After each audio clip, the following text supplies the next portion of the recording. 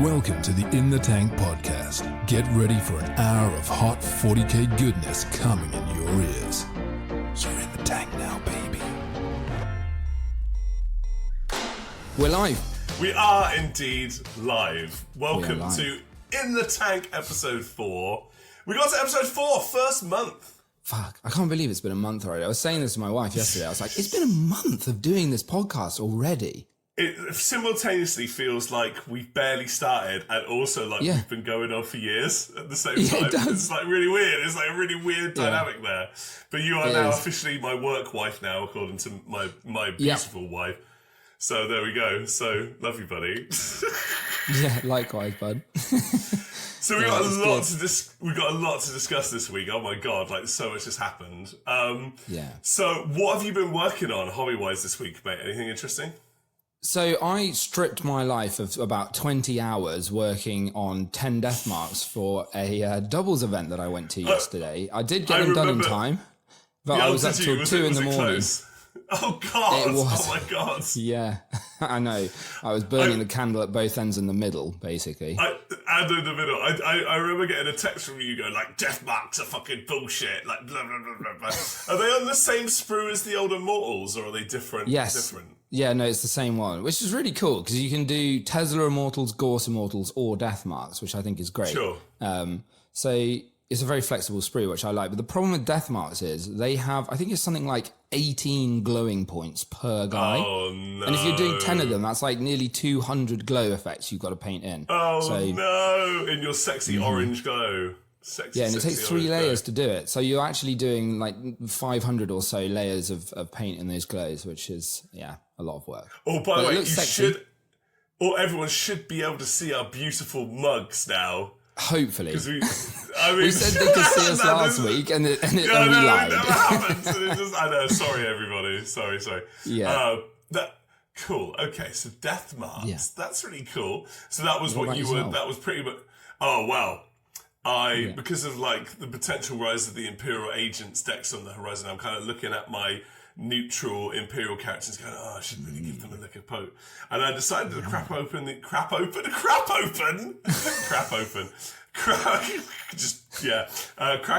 old Umbra 6, the old Warhammer Plus exclusive. Yeah, I've got him. He's cool. I haven't done him yet. Yeah? Oh yeah, I got the OG. I had a lot of fun doing him. Love him. Yeah. Absolutely love that model. Cool. It's stunning. But I hate doing sub-assembly stuff because I've had to like sub-assembly all of the like sisters terrain that he's kind of like doing and but we'll see. I mean, as far as sub-assemblies go, it's pretty simple, but that's been really fun because obviously I've been doing like the sisters statue is like kind of rocky and a bit worn and stuff. So in terms of like a different texture, that's quite fun. But a bit different to painting Dark Angels, right? Yeah, no, I'm going to have to get back on that soon because I need to get like my. But you needed a break. I think you needed a palette cleanser, quite literally. I said I needed 2 weeks. I said I needed 2 weeks just to do stuff and then I'll come back to Dark Angels inevitably because I'm an addict. I'm a stone cold creamy addict. You're a little addict. There we go. Now you've been. I must reward you. I feel like a teacher. I'm like. I must reward you on your candor because I can almost feel the bubbling excitement that you have to share with us about like what you got up to at the weekend. And I am also quite curious because you've been quite cagey about talking about details. But I have to congratulate you as a member of this pod and also having a bromance with you. I have to literally congratulate you on your recent awesome tournament statistics of coming second at an event with your teammate. Look at this, baby. Awesome. Little second place trophy. Look at that. It's the first trophy that I've ever got. And it only took having another person play the game for me in a doubles event to win it. Nonetheless, a World Eaters player. Yes, my good friend Tristan. Lick the stamp and post it. Yeah. He came out, he got his book of stamps out at the start and he was like, here you go. And he was like, making it rain with stamps. But in all seriousness, congratulations. I'm a bit sorry that it wasn't with me, but I will let you off just this once. We need to do one together, I think. It's the first doubles tournament I've ever done, and I honestly think it's peak Warhammer because we play singles events, right? And they're great fun. But apart from, meeting your future work wife at events, like most of the time you go with like a few lads or your mates or whatever, and you don't actually get to do that much socializing. You only really get the evening meal if you're doing a 2-dayer. Because in between rounds, you're rushing about, you're trying to get ready for the next round, you're prepping your list.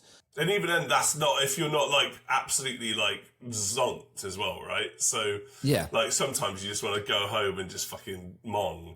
But like yeah, oh my god. But yeah, so the social aspect is really cool. What was the like playing dynamics like? What was that whole shtick? I mean, like? I find it really cool because I've also done a Teams event, which was a 5v5, and we went to the Coventry ITT earlier this year, and it was really good fun because you get that aspect where it's like 5 of you working together, and you're doing like differential scoring, which is a bit different to how we normally score. So it's out of 20 points, and you all have to come up with like a matrices, but pre-matrix, pre-games. So like your captain knows like who you're pairing well into. I'm good into World Eaters. This guy's rubbish into World Eaters. So get me into him if you can. And you have like I don't know. This sounds a bit. Oh wow. Okay. Yeah, but what I was going to say, Teams events are great, but the problem is it's like a bit like university coursework where all of you need to be going full guns blazing for it to actually pull anything off decently. If only one of you is doing all the work, you can't get anywhere with it, right? So it's a bit difficult. Whereas I found this to be the perfect blend of basically single event and also get that team element in, because you get your mate there, you're conferring with each other, you're kind of going, oh, we could do this, fucking get that done in his back line. And you get all that fun, and you're also chatting to them all day.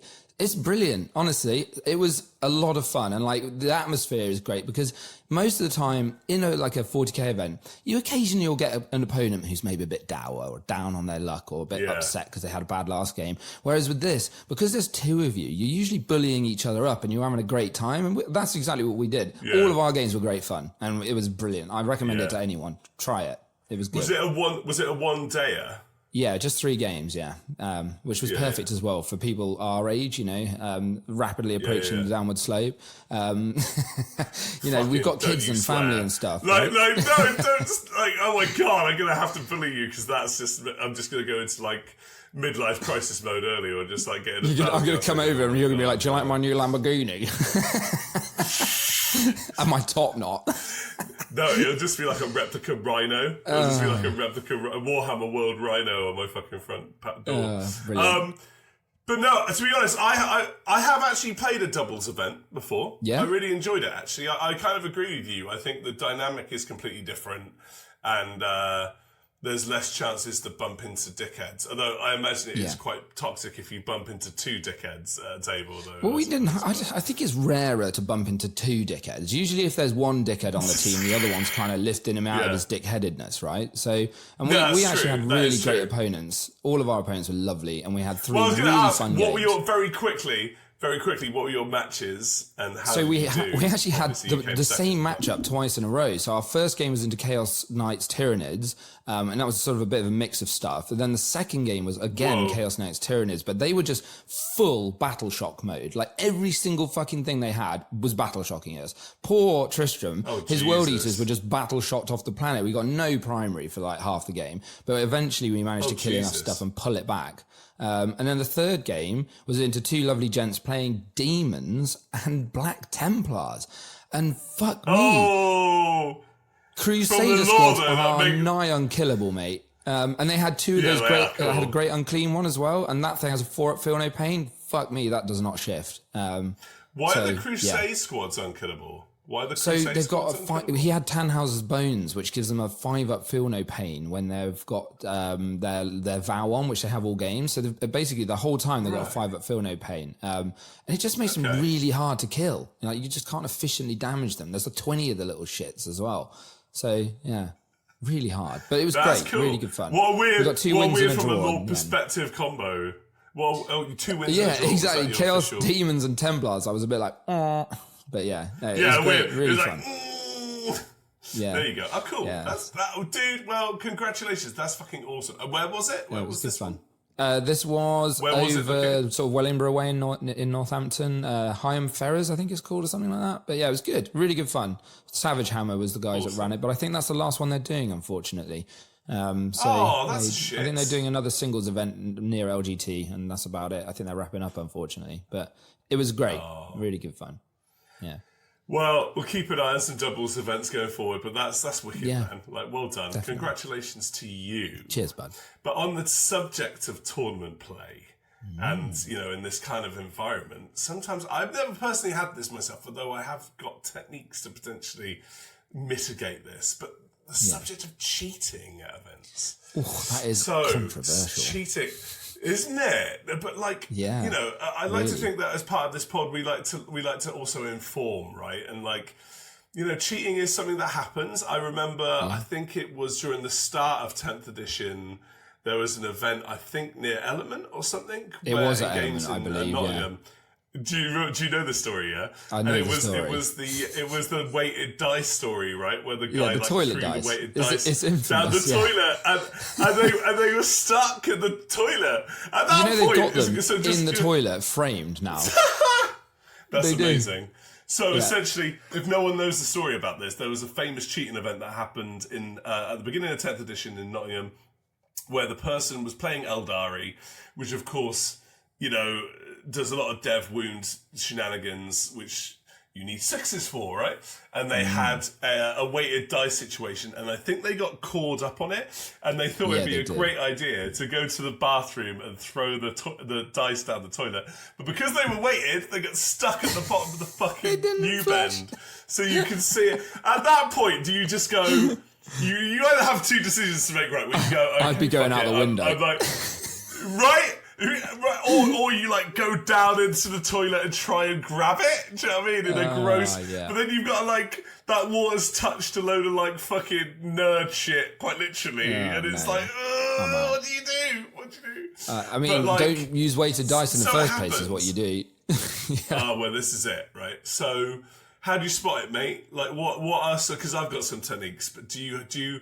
Because cheating comes in loads of varieties, right? It does. We're not just talking about weighted dice. I think that you've got hard cheating, you've got soft cheating, right? And I think that soft cheating is probably the more prevalent one. But I think hard cheating, it does happen. I've seen stories about people bringing an extra 500 points to an event and getting booted out. I've heard the toilet dice. There's been loads of random shit over the last few years, and we love that juicy goss. So our community is straight on it. But I think that soft cheating is more prevalent because I think people get so into the competitive side of this game that they start to sort of push the boundaries of what's okay. And I think this is stuff like moving your models an extra inch than you should have, or just sort of glossing over a 2 that missed and picking it up, or these sort of little tiny bits and bobs here and there that over the game will add up to giving you a serious advantage if not spotted by your opponent. And I have come up against it once or twice, but generally speaking, I think the way to deal with it is to basically say, just call them out on it. And I think this is the problem and why so many people get away with it is that a lot of opponents in 40k, they don't want that confrontation. So they'll just go, nah, I'll let him get away with it. I saw it, feels bad, but that's about it, But you need to call them out on it. Call their bluff. Call them out on it, or call a judge. Yeah, that's the other thing. That's what the judges are for, right? Exactly. At the end of the day. Exactly. They're it shouldn't be bad. You shouldn't feel bad for calling a judge over. A lot of people, I think, they feel embarrassed to call a judge or guilty for doing it. That they're going to now have a bad game because their opponent's going to be salty with them. But at that point, you need to protect yourself and stick up for yourself, I think. And actually, maybe you're right, maybe you're wrong, but and this is another thing, it's rules as well. You can't know every army's rules. No. And we came on this the other day, we were talking about AdMech, and we were saying they've got all this, I crit you on 4s, I do this or whatever, and you're like, okay. Yes, fine, yes, carry on. Yeah, exactly. And I've heard stuff where people have basically been using strats that are worded differently, and they're actually just gaining an advantage by using it in the wrong phase or whatever. So those are the sort of things that I think are more likely to come up. All you need to do is basically keep an eye on the game. If you see it happening, call them out on it, or call a judge, I think, at the end of the day. I think. What about you? Have you come up against it much or not? Well, to be honest, not really. I think what I find interesting is why people would do this. And I think you've hit the nail on the head where I think it comes a point where people kind of attach their ego to whether they win or not. And I get it, man. As you say, there seems to be a sort of cultural shift in the hobby where 40k is becoming a little bit more, I definitely use the word like e-sporty, right? Yeah. And you've got like more sort of cult of personality in the hobby where you start noticing people at events and you're like, oh, that person's doing really well.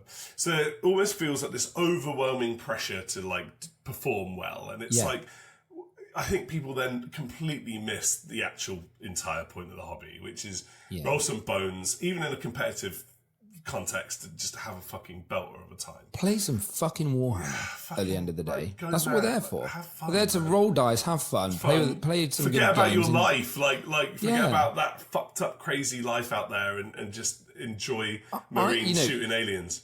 I have nothing against trying hard, clearly. I think that it's important to, because it's a competitive game when you're at a tournament. But at the same time, there's a line that shouldn't be crossed, and you should keep kind of try and leave the ego at the door. I think we may have touched on this before, but ego in Warhammer can get very toxic. And I think we all go through this journey of taking it too seriously and then winding it back and go, actually, do you know what? I'm just going to do the damn best I can and play as hard as I can within the rules framework. And that's it. That's the best you can do, right? Yeah. If you get bad dice, you get bad dice. Don't get salty and then start cheating. Let it go. It's not helping you. Because then even if you win, you've not really won because you cheated. So, that fulfillment is like not even hollow. There, right? It's completely like dust, like a rubric even. All is dust. Yeah. All is dust. But in terms of spotting cheating, I do have some like little pieces of advice, like, just watch the movement phase, because that's the time where everyone kind of checks out. Where you might fuck around. Well, you should be watching it anyway for Overwatch now. Well, right? exactly. So stay on that shit, even if you haven't got CP, and just watch how they move their stuff, because that might even be subconscious for them, but they might not even being a dickhead. They just might accidentally nudge it, and you can go. Also, try and watch all of their rolls. See if they can roll it in the open, or even better in a delicious tray. When people are rolling into ruins, that's a bit dodgy, because you'll have to walk around the other side of the table to watch it, and it's not great or easy. Just be like, can I just see it in the open? Because and always that's why I use a dice tray. And always know what they're rolling on, right? Whether it's 3s or 2s or 4 or 5, whatever. Just be like, what are you on that? And just kind of establish that. And don't be afraid to like check rules. Like ask them to like, can I see that? Like, can I see that rule officially like written out? Yeah. And formulate. Check the wording on a strat or an enhancement. Just say, sorry, are you sure that works in this phase or whatever? Just call them on it. And have a policy in regards to like if dice are crooked and if dice go off the table. Now that's actually a really good one to prime the game with. Because I always say, I'm rolling in my dice box. Anything that's cocked or out the dice box, I'll re-roll. Re-roll it, Boom. Or if it goes off the table, obviously re-roll it. If it's crooked, re-roll it. Right? Exactly. So, just establish the boundaries, because nothing is ever feel bad if there's like a crucial dice roll. Say if someone like rolls a double 6 on a 12-inch charge in a game, and they're like, actually, it rolled outside, and you're like, fuck. And it's, do you know what I mean? Like, no one wants a cock suddenly appearing in the middle of a 40k game, so you've got to re-roll that shit. This is yours, mate. But there get my 3-incher out. Yeah, we need to get those. We need to get those measured eventually, right? Yeah, we do. Little dongles. But, at the end of the day, anyone who is potentially a cheater, listen to this. You were naughty, but I forgive you. Stop it. Stop it. I'll just sit you down and go like... sit yourself down in front of a mirror and have a think about your life. Part of me wants to browbeat you, but like, why? Why are you doing this?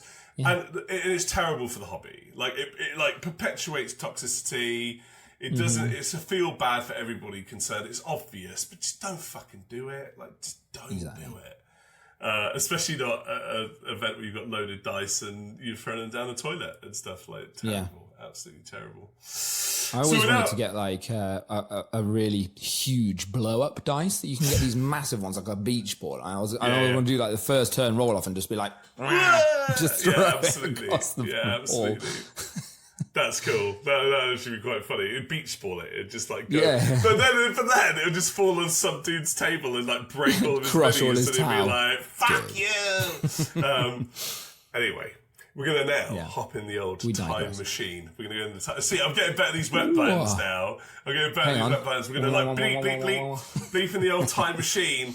We're going to go back to the days of yore in Oldhammer. See, I don't know how when this baby hits 88 miles an hour, you're going to see some serious shit.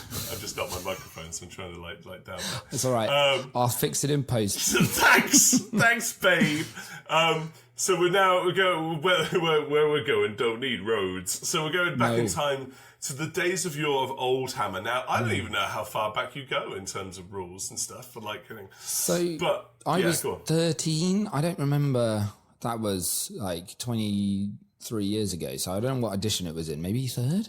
It would have been. Something like that. But I didn't play a huge amount of the game back then. I mainly did the painting, but I did play small games like 500-point games.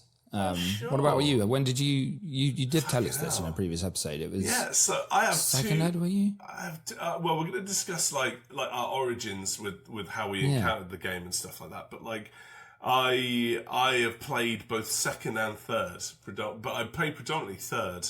Yeah. I played briefly in second, and that tell you, man, that game was a bunch of fucking madness. Like that was madness was second. I dodged Vortex grenades, fucking mental templates that did crazy shit. I remember templates; they were great. Like, dude, mental vehicle I've still got rules, mate. Vehicle rules with all the directional armor, right? No, that was in third as well. That was but, like, third. That's in what second, I you had like subtables associated with damage. So you had like, you've destroyed a weapon. What weapon have you destroyed? Roll on this subtable. So you've injured the pilot. It now like spins around. It was that vibe. It was totally like that vibe. That's bonkers. But I played very briefly in second. But I played a lot of third at varying levels of games. Like 500 points was weirdly quite common back in third, especially for the younger crowd in stores. But I'd played like 2,000 games with my mate, like Lockston and stuff like that. So hardly.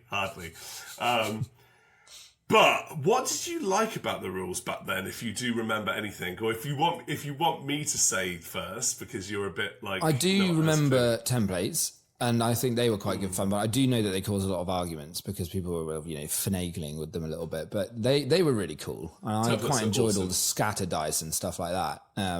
They were cool. And then the other one that I remember was directional armor, which I think actually made quite a lot of sense at the time. But I know that obviously now it's all sort of complex, not complicated, so they've moved as far away from that as possible. But and I think it is better for it. It's certainly a quicker game and easier because you've got so many rules. Like fucking directional armor on top of all that would be just too much, right?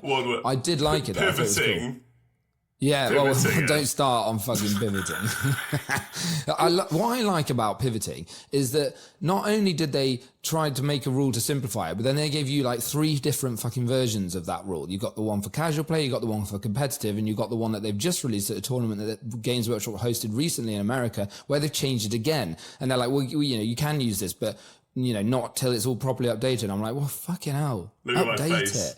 This is just I can see your face going, What did you like about it? What, the Oldhammer? Oldhammer, yeah. Do you know what I really liked about it? No stratagems. Oh, yeah, that's true. Yeah, there wasn't, was there? So, I've got a bit of a bugbear with stratagems in general. I don't know why they exist. I I think they're cool, personally. But this is where I'm much happier now. Rocky Balboa you, right? Yeah. I'm much happier now than in ninth, right? Because ninth was blowing out its ass with strategies. Actually, eighth was ridiculous as well. Eighth and ninth, to me, exemplified stratagem bloat. You had like 20 strats for some armies. Fucking ridiculous. How could you even... Half of them never came up either. If you're... Okay, so this is going to be my fucking controversial point about stratagems, right? Go on. If you're writing good army rules and good data sheets, you don't need stratagems, ever. Well, this is the thing, because if you look at 10th edition, they baked a lot of stratagems into profiles. So there's a lot of profiles that now have abilities that were basically similar versions to the strats you used to have, or like a twist on them. So I think that's allowed them to get rid of a lot of strats, which is great. But now all the units have got like 2 abilities each and they're super complicated. So it's... But yeah, I do agree with you. Look, man, look, I disagree. I think that datasheet stuff, I'm gonna be like coming at you now. I think datasheets are actually quite simple, right? And I like the kind of old school thing of like, and you see it with Old World and you see it with Horus Heresy, where it's like a lot of like keyword abilities. Now, sometimes that can get really bloated as well. Yeah. But just share universal keyword abilities across lots of factions. I love that.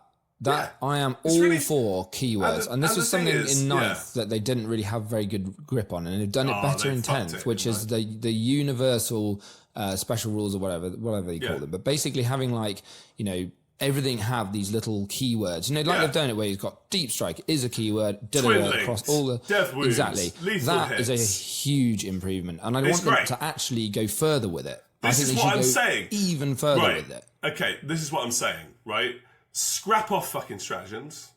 Like, fuck them, including CP rerolls. Yeah. Fuck them. CP rerolls feel bad, right? Fuck them. Like, I use them. I think, like, in the context of the game, use them by all means, because they're really useful in certain situations. But it kind of, like, covers over bad sort of play in a way, and, like, other elements that's quite controversial, but, like, other things that you can kind of risk it for a chocolate biscuit because you know you could CP reroll it potentially, right? Yeah. And it just feels like just let the dice land where they lay. And yeah, okay, it might really feel bad every once in a while to like roll snake eyes on a 3-inch charge, right? And you're like, but just shit happens. It's a dice game. It does. Let it go, right? Just fuck stratagems. Like, fuck them. Maybe utilize a reaction-based policy that's like a faction-based thing, like that can do that thing.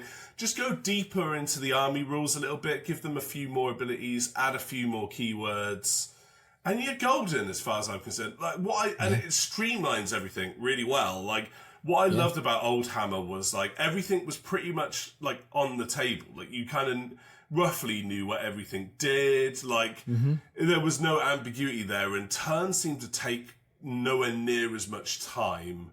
And it was just, and the game back then was also like, it just was really streamlined. I mean, we're talking about like the really early days, and go from second to third edition was like completely like upside down changes in terms of complexity and stuff. And I'm not saying that third was a perfect system. It really wasn't. Like there was a lot of issues with it, right? Yeah. But you know, in terms of like how fast turns could go, how lethal turns could go, and I think when you simplify things like that, it kind of rewards high levels of play, where like, you know, you make these sort of crucial decisions based on experience that don't really feel like they need a combo like thing to work. And it also eradicates that sort of gotcha moment with stratagems. Now, don't get me wrong, like I really enjoy 10th quite a lot, and I like that we've got way less stratagems in 10th. But like, I just don't think the hobby needs them. And CP is just one more resource that you have to track. Yeah, no, and it it's is so true. complicated. The game's so fucking complicated. I think get rid of it. It's unnecessary. See, I'm of the mindset that I quite like the sort of, it's not a meta game, but like the sort of game of managing CP and really thinking about it. There are some things that I don't like. For example, with CP rerolls, it always feels shit when you've got like, you know, a baden to 1 wound and you need to do one more thing and he goes, oh, I'll just re-roll one of those, and then he lives and you're like, oh, that was that always feels shit. But like there are some things with like charges and stuff where if you didn't get the chance to re-roll them, it would really make a lot harder for some melee armies and stuff like that. So I kind of get it, but like with the strats, I'm of the mindset where it's like with stratagems and CP, especially now that you get less CP and there are less stratagems, and like the stratagems generally are more sort of usable or effective. Not always. Like there are some detachments that just got garbo strats. But this is it. Like so I mean, I think strats are cool because I like the mini game, I guess, of managing my CP and really thinking about what I'm going to use that CP for. Am I going to use it defensively on something like for a reactive move or something like that, or am I going to use it aggressively? And that kind of, I like that level, but I get where you're coming from. It is an additional thing on an additional system where we've got millions of rules, right? I'm just coming from the perspective of a new player where it's like, you've got to like pitch all of your fundamental building block concepts that we completely take for granted as hobbyists. Yeah. And then on top of that, you're like, also there's a thing called CP, and you need to track this, and your army has access to these rules. And it's like you kind of like gain one CP, but you can only gain one. But I also gain one. And then you get the things that gain you, but you can't gain more than two. And and you've discarded this, so you get an extra one, but you now can't get an extra one from your warlord that gave you an extra one because you only have one per turn. And in regards of like, missing your charge, really easy solution to that. Give melee armies like just bonuses to like charge or to reroll. I don't think there are enough bonuses to charge at the minute, and that is one thing we had a little bit of in 9th edition, where you had things that got plus to charge. I mean, I think the what we were talking about, the Blood Angels dreadnoughts, the Death Company ones, they get it against monsters and vehicles like +2 to charge and stuff like that. And there are ways of doing it or getting rerolls, but it's not as prevalent, I've noticed. No. It's because melee's not a hot thing in 10th, really, is it? In 9th edition, there was something with Space Marines you could do where there was like relics, or they weren't relics, they were whatever. There were loads of ways to pick up buffs to like get shit into combat and get stuff in there, and it was quite cool. I kind of was into it, but also I feel like 9th edition was far more lethal in regards to close combat, which actually feels more reasonable. Because, it's one thing to, like, miss a bolter shot and it to, like, cling off your armour and stuff like that. When someone's got a fucking power sword and they're cleaving you in half, you should feel that, rather than it feel like the sort of lesser of the two. And I think in terms of what I would like from 11th is I would like, if, or 10.5, proper 10.5, is for combat to be a little bit more lethal and... Yeah, I think combat just needs to be juicier. Because they carved out the AP of a lot of weapons in this edition. Like they just dropped them all by one, basically. Just make AP and strength of close combat weapons higher. Keep everything else pretty much the same. Tanks are brilliant. If I was to rebalance one element of combat, that it would be the strength. I don't think the AP in some cases has been too hit hard. Like with stuff like is it Vanguard vets or whatever, Yeah. Just things like that, like increase the damage on some weapons here or there, or increase the AP maybe, or increase the strength. Because if you look at like shooting weapons, there's a lot of shooting weapons in this game that are high strength to crack vehicles, but there's not a huge amount of melee weapons that are high strength, apart from some random examples here and there.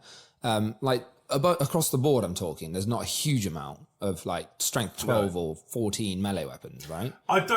So controversially though, I don't think from a mechanical point they should be. So like this is why I think AP and damage is potentially a better idea, because like a gun hitting a tank like totally makes sense, right? Yeah. For you to essentially like, even power sword a tank, it's kind of like, what the fuck? Like it doesn't make sense mechanically, right? So it's not going to do a huge amount. But then against infantry, it should. Look at Exalted 8-bound or whatever, and they've got those massive like chain. But they'll have like anti-infantry, anti-tank or whatever. Same with Deathwing Knight, like maces and stuff, right? Of course. I think they're just strength 14, but they hit hard. There's a lot of stuff like the random things like that make sense, but I think just generally a lot of stuff went to like strength 5 or 6, and there's not really much strength 7 or 8 or 9 or whatever any higher. But I totally understand that. But like melee should hit infantry hard because they're people, they're your basic peeps, right? They should be. If you're going to smash a dude over the head with a thunderhammer, it should kill them. It should. Yeah, we seem to be moving back towards melee a little bit now. I think with the changes to the UKTC terrain, especially because there's a lot more staging points now. Where they put those tiny ruins in the middle. Yeah. It's really made it have those staging points for you to actually like bounce melee units, especially fast ones like World Eaters or Blood Angels. Like they're absolutely perfect for coming out those ruins and just exploding onto the points. And there's less shooting angles as well because of it. So I think like fast shooting, like Hypercrypt or things that can come around quickly or redeploy, those sort of things can still make use of the angles, but it's a lot harder now, for sure. I actually quite like where shooting is at in the game at the moment. Actually, it feels just right. It's like baked just right in terms of its power level. Yeah. I just think we just need to amp up close combat a little bit and make that a little bit more spicy, or as you quite elegantly put, juicy. Like make it juicy, so that like when you connect, it like really like connects. Yeah. I think that because they changed quite a lot of stuff to do with, they were trying to sort of stop all the circling and, you know, mucking about that you could do at the back with you could surf around bases and all that sort of stuff with the charges. They tried to stop that with the you have to base it if you can kind of thing. That makes sense. I've got used to it now and stuff. But I feel like there may be a better solution for that they might figure out for 11th edition that's kind of a bit tidier and a bit less sort of wanky, because it feels a bit wanky sometimes. You're like, oh, I fucking hell got to do this and that, and it's just not very intuitive at the minute for newer players especially. We've just completely skirted over just to bring it back to the central topic. Yeah, we're digressing. What did you like about Oldhammer? Like, was there anything you would? Yeah, so I mean, what I was saying earlier is basically I didn't play a huge amount of it, but from my memory, I enjoyed the game on the whole. I think it was quite simple, but at the same time, there were fun things. I liked, as I said, the vehicle armor, the old explosive, scatter dice and the templates with the flamers and stuff like that. I think that was all good fun.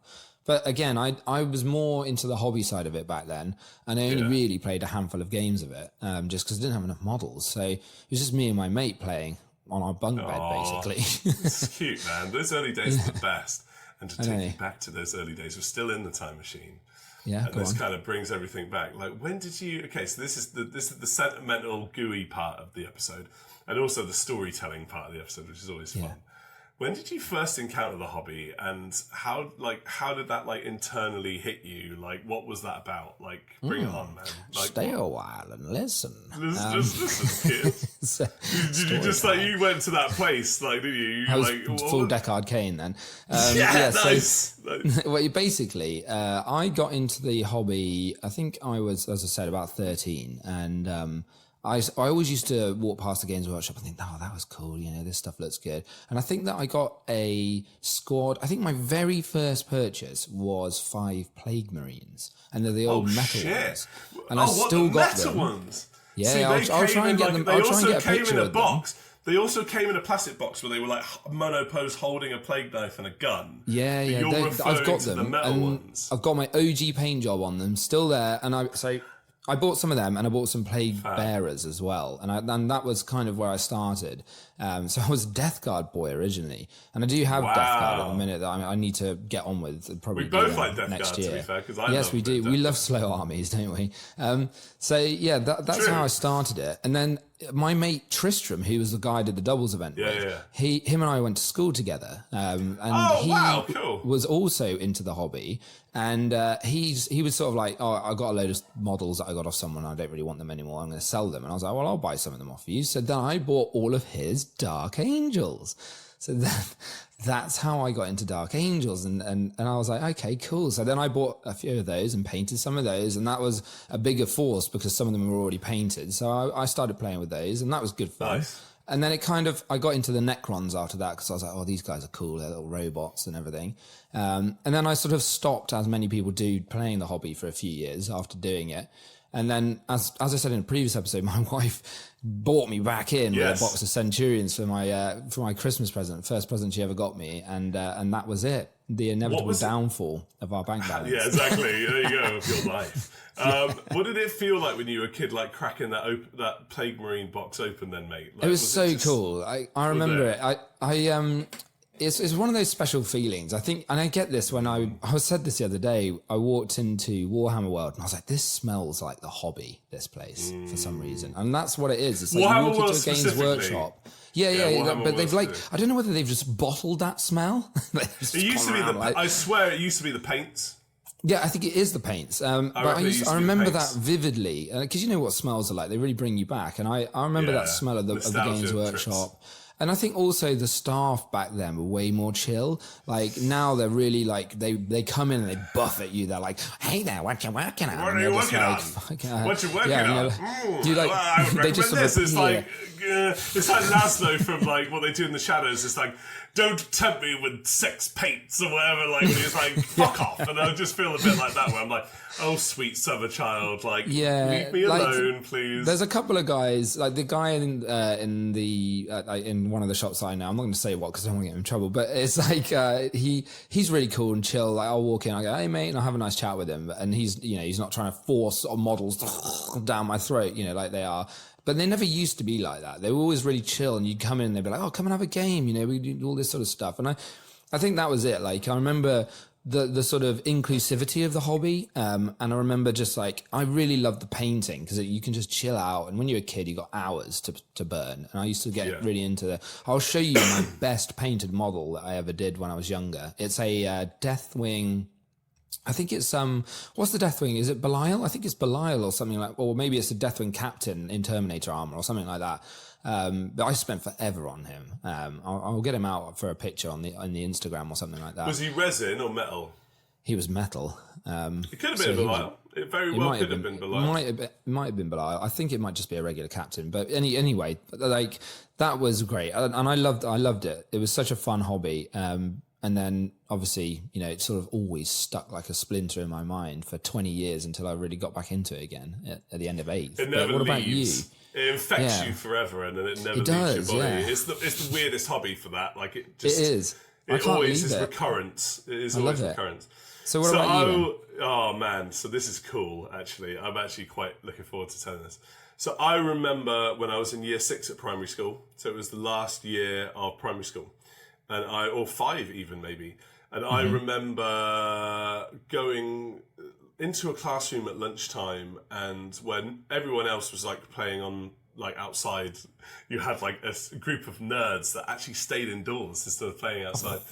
And they were playing second ed, and led by a lad called Craig, who was a bit of a local celebrity because he was actually in one of the White Dwarfs. Like he got as like, because back then there was like loads of like, come in and play GW, and there was a shot of him with like a store manager that had like a war boss shooter and an axe, and there was a load of group of kids, and he was one of the kids that were like playing in the background. Amazing. So he was a bit, and I still have that White Dwarf with him in it, which is fucking mad. Yeah, isn't it? And yeah, you go see. So, and basically it was like a fight club of kids that would like bring whatever models that they had, and then they would always inevitably have a massive game, and it would never get finished. And the rules, I imagine, were quite fudged. And like, but you just had these epic moments where you had like a captain fighting off a bloodthirster, which back then was massive, or like, who's the shooty Eversaw? Is it an Eversaw assassin, like the shooting one? Are you talking about the sniper? Vindicare. Vindicare running away from a load of gene stealers and dodging them and stuff like that. It's cool. I remember going, holy fuck, yeah, this is what but like, back then, it was a bit of like a sort of boys club mentality, especially with the group that I was in, where I was so much younger, and they kind of, I think, saw me as like this little annoying kid that was just hanging out. And I would always get like names wrong of stuff. Like I thought that the Blood Angels were Blood Angle Marines, or Blood Angle. Angles. Blood Angles. All right, Is Angles. that guy called Sergeant Wallace? Well, this is it. Don't you fucking, you're in thin ice with that one. Because in my silly head, I was like, why would they be angels? Like, angels, like, weird. Like, doesn't make any so sense. Blood Angles. And I think they just thought I was like this annoying little kid and stuff. And then, and so that was when the hobby was like implanted. I remember the first thing I ever got were like the monopose second ed Marines in a box of paints. And my mum was quite arty, and she would like help me kind of paint them and stuff. And I originally painted them in Blood Angels schemes and stuff like that. But I didn't really collect an army for a long time. I just bought loads of random shit. Like whatever I liked on the wall. Yeah. Whatever I liked on the wall, I'd get, because it was just cool. And what a fun way to do it, right?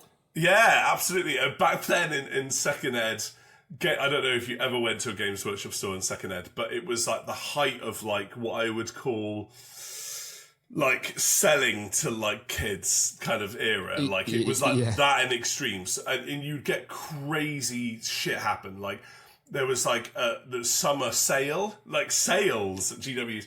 There was a summer sale where you'd get like a bag of minis of random shit, of like random stuff, for like a £5. And I remember going into the Oxford GW store in probably what would have been like 96, 97. Yeah.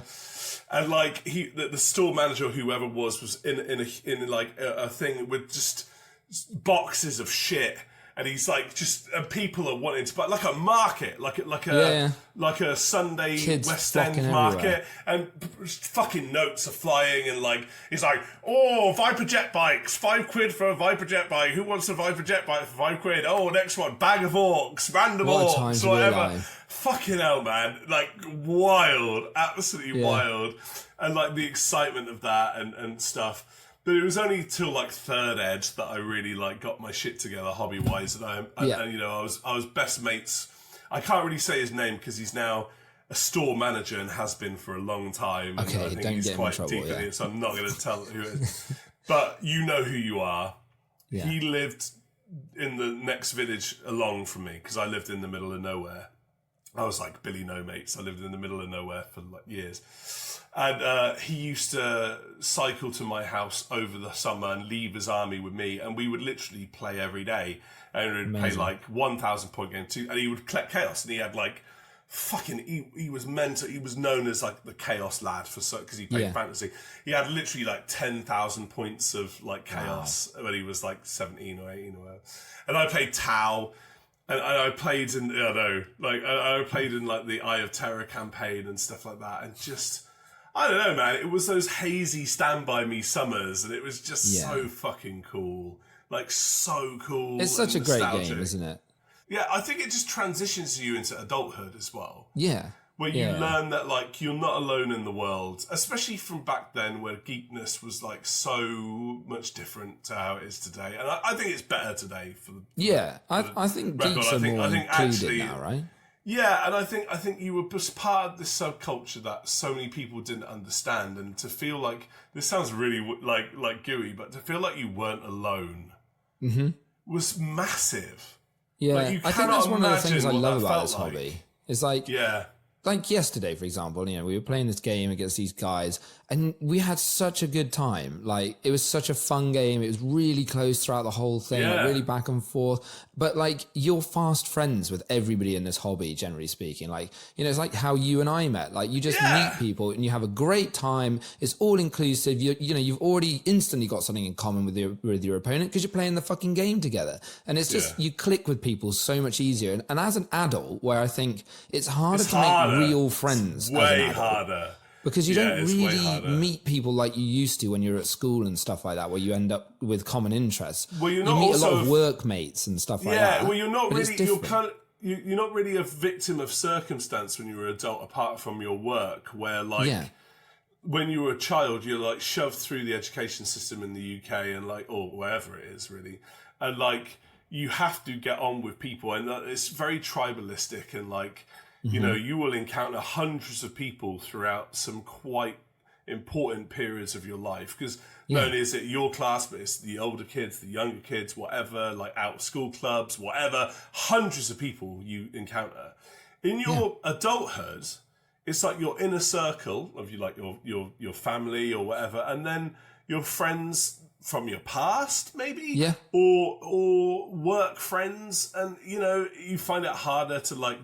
Go to clubs or to do stuff because you'll meet like a couple of couple friends. You know, it's really hard. Like, and you're not alone out there, guys and girls and non-binary, like people, like you know, it's all inclusive. Really, really difficult to find friends when you're an adult, and it really boils that down to that common interest of like you all know why you're there. Right, it's obvious why you're all there. You're there because you love plastic crack and you love throwing dice and talking shit about the Horus Heresy. And the setting is amazing, and like people are so awesome, and like you know, and we've discussed this previously, but I've never understood the anti-competitive game thing. Funnily enough, like shout out to Jugs podcast, like which you know has like some really cool members of the community for that. But they recently, like Louise. like discussed going to an Age of Sigmar event, and she had no idea what that competitive world would be like, and I think she was quite changed by how her perception of competition and what it actually was, which is a bunch of mums and dads in a room like hugging and screaming and having a great time. And and I think everyone that still has that idea of what they think a competitive event is needs to have a reality check and to actually go to one. Go to one. Because go it's to so one. good. Go to Genuinely. one. Even if you have a shit list, go to one. Just go to have fun first, and you'll get. I think one of the nice things about competitive 40k is even if you're like a casual gamer, the good thing about it is you're going to get good quality games on the whole, and you'll learn something every time. Like if you're a complete novice and you go to 5 events through a year, at the end of that year, you're going to know what's going on a lot better than you did at the start of it, and you'll probably have made some friends along the way. So and also. Nothing good is ever easy. It's not the journey is just as valid as your destination, and it sometimes takes time to get good at something, and that's okay. Yeah. Sorry, you can't have everything in one go. And actually, I think the grind of getting better at something should be half the fun. Yeah, the journey is just as important as the destination. 100%. Enjoy that. Relish that. That's half of it. And you got to take the lessons, right? And I think that with the good and the bad, you can come away from a game thinking, God, I fucking nailed that. Stop wanting everything now. It's the little victories that make up your life, not the big ones. Fucking hell, I went all what happened there?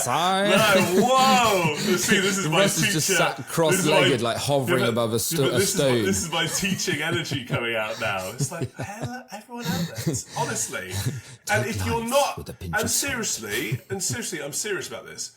If you're not enjoying the journey, this hobby ain't for you, kid. It's not. Go home. You just find the joy in this hobby, right? Because there is a lot of joy to be had out of it. Man, so much. Painting is good fun. I know it can be quite solitary, but it is good fun. I think that the building the models is great. But then when you're playing games with your mates, casual games, bit of beer hammer here and there, fucking brilliant. And then if you want to take it that step further and do a comp game, go and do it. Be brave, do it, you'll enjoy it. And if you don't enjoy it, it's not for you. And then take it a step back. If you see us at an event, come and say hi. We'll give you a hug. Yeah, please do. And a high five. You'll easily recognise Russ because his hair would be taking up half the fucking room. Yeah, true. It's all very tied back today and quite conservative. I can imagine 7-year-old you watching that game of Warhammer from the side in the room, and it was your little mop of hair. Ooh, mate, you have blood no angles. idea. Blood angles. Oh, I got blood angles. Did I ever tell you about Warhammer Club? Have I told you about this or not? No. Oh, I went to. I had a Warhammer club that I went to.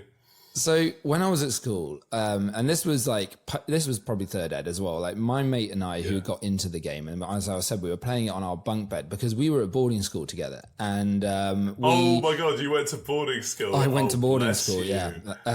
So. We haven't discussed that. I need to talk to you about that. We haven't discussed that. Get on the down low. So anyway, we used to stay there at weekends, obviously, and we thought there's got to be other people in this school that are into Warhammer.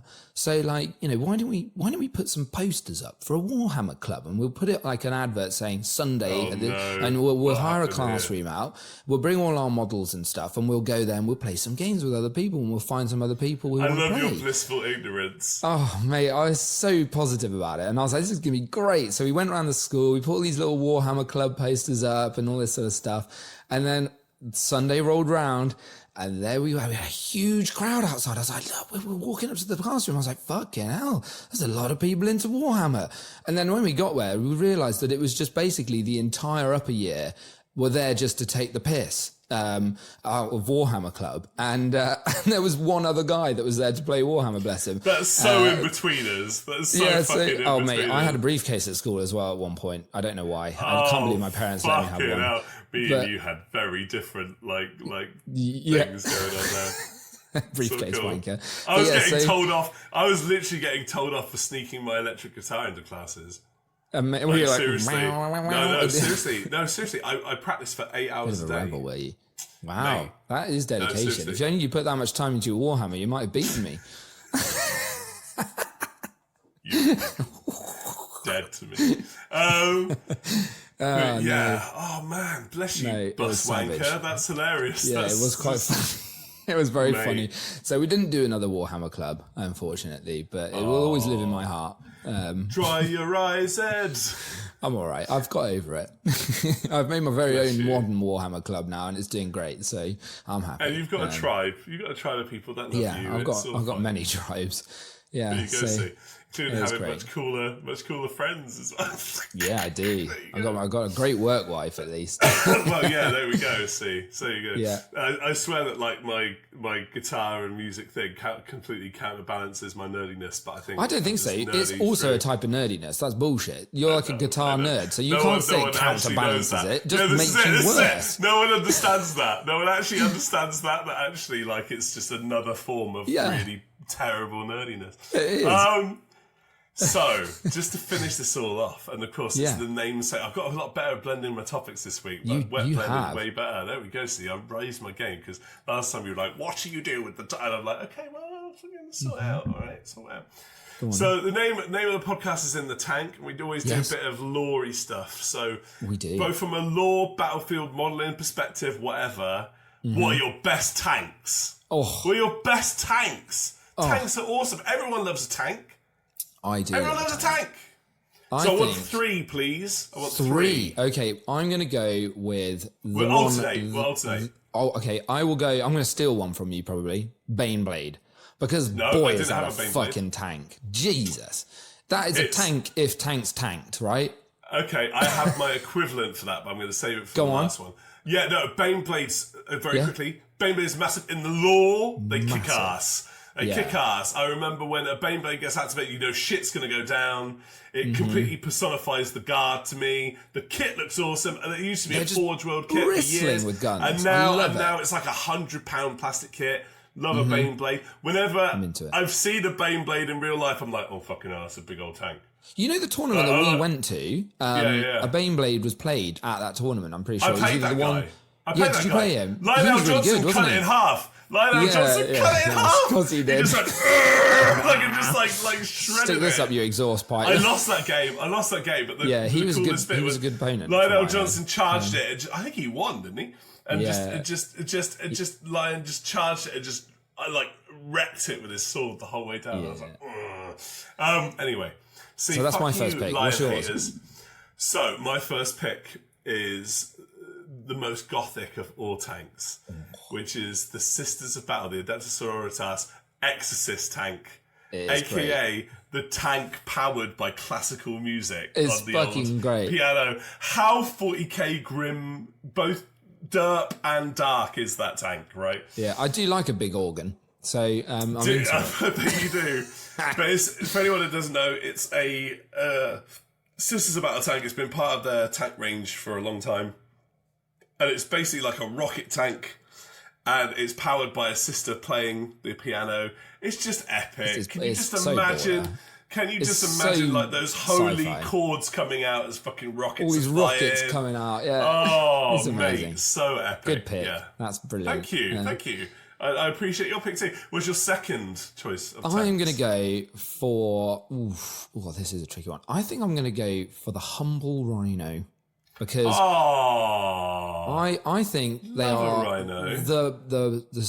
are the carry horse, whatever, the pack horse of the Imperium, right? Absolutely. And the classic, Chaos Astartes and the Chaos Astartes. They are classic. They're a classic kit. They're still knocking them out. And the Sisters and the Grey Knights. They all have loads rhinos. of people use the old Rhino. The Humble Rhino, I think it is often overlooked. But it's a great little beast. Okay, Demios or Mars Pattern Chassis? Oh, sorry, chassis. By the way, we do need a compilation of all of the times that we say sashie and fucking up the pronunciation of sashie. Chassis.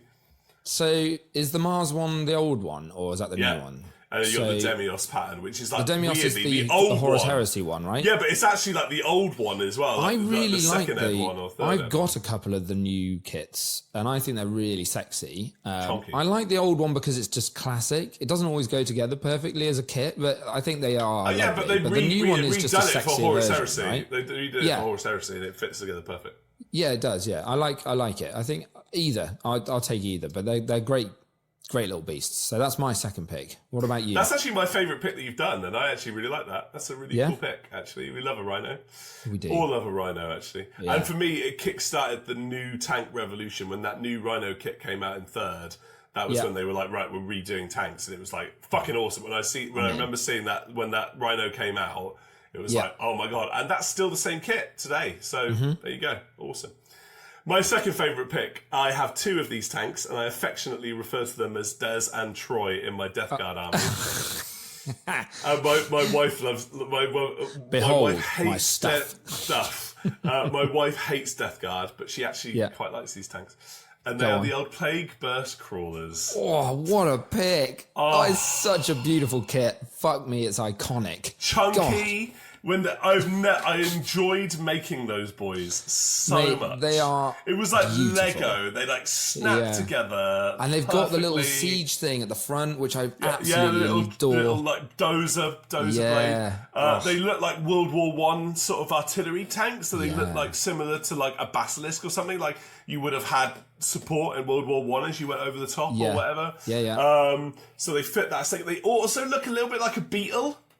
Like they look a little bit like so Beatle-y. Cool. They're so cool. Right? So in terms of like fitting the aesthetic, and they're just chunky, they're cool to paint, they're really fun. Yeah.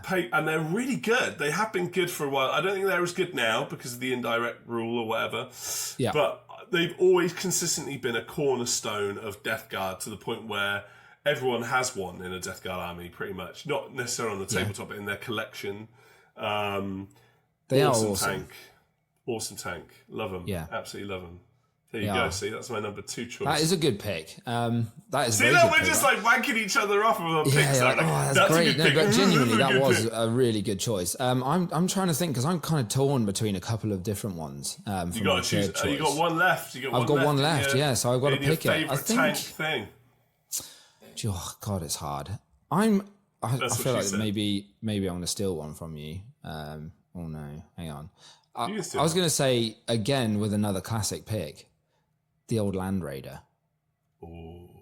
I think Land Raiders are one of those units, right, that are so 40k, so Space Marines. And I'll tell you what it is. It's that fucking like little diagonal slant that they got going on with the way the tracks are and the little ramps and everything. They're just such a classic. Back in the day as well, they were so big. Yeah. That when you were a kid, you were like, what the fuck is that? It's fucking like, huge, how do I stop right? that? How do I stop that? Like, it's just... And they're great in the game still, right? You know, the people playing yeah. Well, I actually burst my... Well, this is a weird point of connection between us both because I popped my Land Raider cherry because of you. Because you did, yeah. I thrust my Land Raider into your hands and you busted cream all over it. I did bust cream all over Literally. it. I did. Definitely. Boned it right up. You need to put a picture of that on the ground when it's finished. Yeah, I will. I promise. I promise I will. Yeah. It will look great. It'll look really good. And yeah, great model, actually. Great data sheet. It is. Surprisingly really so. Good. Like, really good. Assault ramps, a thing. It's good. Classic. Yeah, I love a Land Raider. That's a great choice. What's your final pick? I'm intrigued. You'll never guess this in a million years. This is my obscure, but it's also one of my golden fleeces that we're discussing in a later episode of In the Tank. So the concept of a golden fleece, like a desirable item that you can't really justify getting, but if you could ever get, you would. It's like one of your hobby needs. I think I know what it is. Go on. Do you know what it is? Maybe. Go on. So in my opinion, this is the ultimate vehicle. Like on the Forge World site, people are like, oh, Titans. Right, that needs to be the gift. I would very happily pass on a Titan. I'm not bothered about a Titan. Yeah. What I am bothered about is a Mastodon. Oh, yeah, that is a choice and a half. That is. A Mastodon is my absolute favourite thing that Forge World make. I just checked the price from Mel before coming on because she was like, what, £410? Oh, that's eye-watering. She literally turned to me and said, Russ, if you buy a Mastodon, I will divorce you. Did you say, what about if I buy it one piece at a time? Well, and if we have some very like fans in the future that want to donate various items to the channel. So The my Mastodon dream, Fund. yeah, exactly. My dream, genuinely, my dream, right, is to get a Mastodon and get Den of Imagination or another company to make it and magnetize it, because fuck am I going to make that thing? Like, fuck off. I'm not going to make it. Massive, and it's apparently got a really serious issue with the thing how it opens and stuff. Yeah. And I'd get it painted in Deathwingy colours. Beautiful. And Order of the Bloody Claw it for 30k. And it would be my ultimate Terminator party bus. Yeah. Well, I could put like 30 Terminators in it. You'd just be like, that's my dream. You know that's like my hobby wet dream in a game.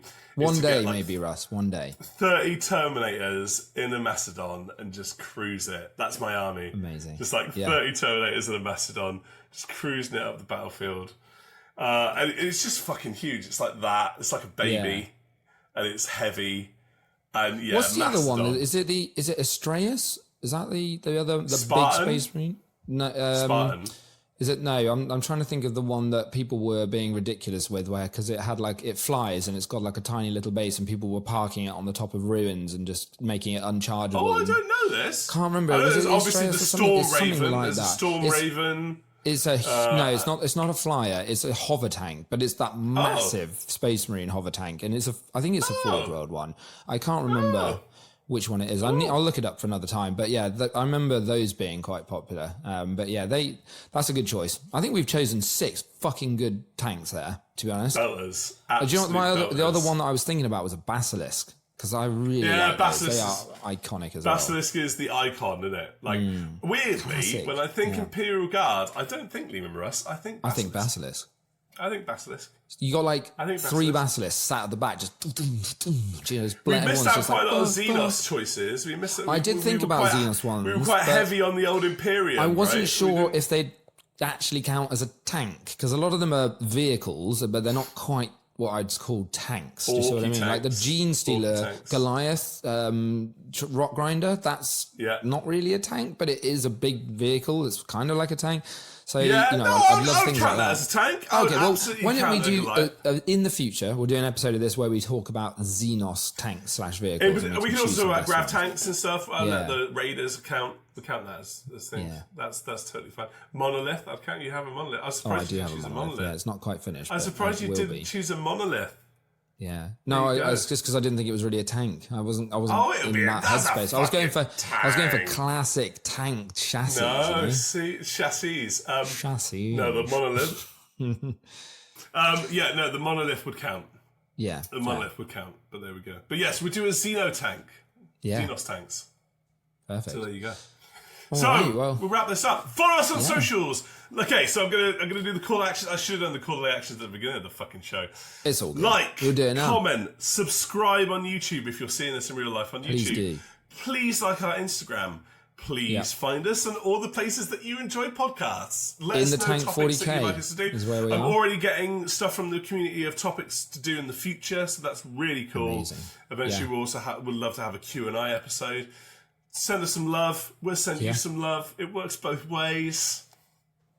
We'll get some guests on at some point down the line as well for a special episode here or there. It'd be good fun.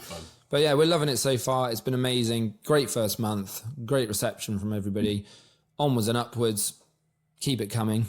Hit us with all your comments, questions, and everything, like Russ said. Please do.